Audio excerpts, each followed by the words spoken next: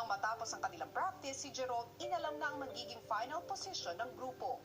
So, Jinri, magpapalit tayo. Kami mauuna, tapos sila mauuna. You want us to also stay? Opo. Yeah, balik na. Wait, just a second, because then they have to adjust to this area. No, we just keep it the same way it was. Kaming nasa dulo ang papasok, sila ang lalabas. Kasi ganun ang instruction. Yeah, I understand that. Did you understand what I said? Tungkol dito. Baka daw mahirapan sila. Yung mga lilipat dito kasi mag-a-adjust. Kaya, paano ang kaya suggestion? tayo yung andito sa labas. Just keep it the same. I think kaya naman nila eh. No, I mean the hula hoop Ang should dami start nagigigilid inside. Yeah, We she means understand like- that. Kasi nakuha natin ng aking Water. nagsimula. Pero ang position ko nasa Water. labas ako. Edward, So kung water. titingnan kung pwede If you natin and you check. want to switch, that's fine. But I feel like kung kinaya naman namin, Sa kanya. Sa atin kasi sa amin, diretso sa amin. Ang worry natin is, inumpisahan natin ng madaming beses sa loob, hindi tayo makatawid. Nung inumpisahan natin sa akin, nag-umpisa na itawid natin. pero that's just one time, you know. I think kaya naman nila. Everyone Kasi was fatigue na. tired. Oo. Has nothing to do with the fact that you started naman. Parang sinabi ni Jerome na nung binaliktad namin, okay lang na dapat baliktarin namin lahat. Para sa akin, feel ko po na hindi porket okay yung time na yun. Dahil lang sa reasons na yun, maraming factors naman.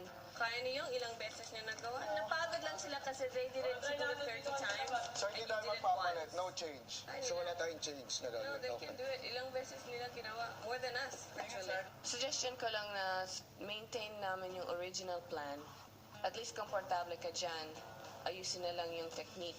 Si Aura may ipinarating din na saloobin sa mga kasama. Real talk, Dream Team, real talk. Taray. Bakit natin ginroup yung sarili natin into two? Bakit may magaling at hindi magaling? Pero at this point, dapat wala nang group na magaling at hindi magaling. Dapat lahat tayong magaling na hindi tayo dapat nag-strategize based on unahin natin sila para at least kahit na doon, magkamali sila, ganyan-ganyan. Bakit natin sinasabing magkakamali kami? Naniniwala tuloy kami na nagkakamali kami. Kasi individually kaya ko. Individually kaya niya, kaya niya, kaya niya. Tapos kapag nagsama-sama kami, oh my God, nagkamali tayo, okay lang, hindi naman tayo magaling eh. So, hindi talaga dapat ganon. So, no more labeling. Yeah, same order, pero stop thinking na hindi magaling. Nagkamali po kami doon.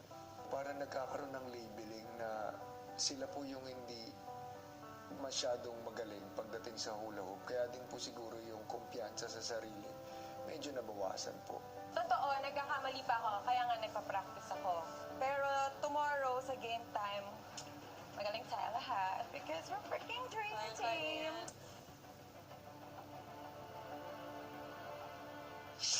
Abangan bukas! Ano nga kaya ang magiging resulta ng kauna-unahang weekly task ng Dream Team?